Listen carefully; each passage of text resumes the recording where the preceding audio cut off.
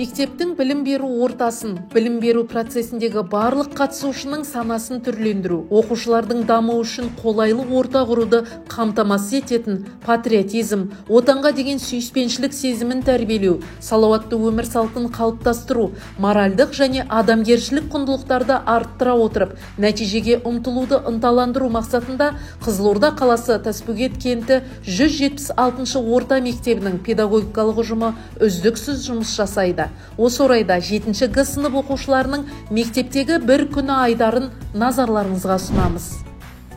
Бұл сынып әр адамның бойында кездесетін құндылықтарды бірінші орынға қоюға дағдыланған. Себебі үлкенге құрмет, кішіге ізет, достық қарым-қатынас, адамгершілік құндылықтарды бойына сіңірген ұлт қана білімнің биік шыңына жетеді деп есептейді. Сыныпта оқушылардың өзара сенімділігін, қарым-қатынасын, ұйымшылдығын, демалуға, күш-қуатын қалпына келтіру мақсатында көңілді үзіліс жобасына да аса мән беріледі.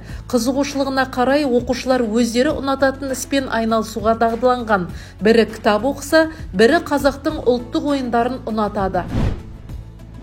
7-ші сыныпта оқушылардың өз бетінше ізденіп, шығармашылықпен жұмыс істей білуге үйрену, болашақ мамандығын дұрыс таңдауға пәндік үйірмелердің тиімділігі зор. Осыған орай оқушылар жүйелі түрде жас химик, жас физик, робототехника сынды үйірмелерге белсене қатысып, өздерінің лабораториялық, практикалық жұмыстарын үзілісте де, сабақтан тыс уақытта да орындауына барлық жағдай жасалған.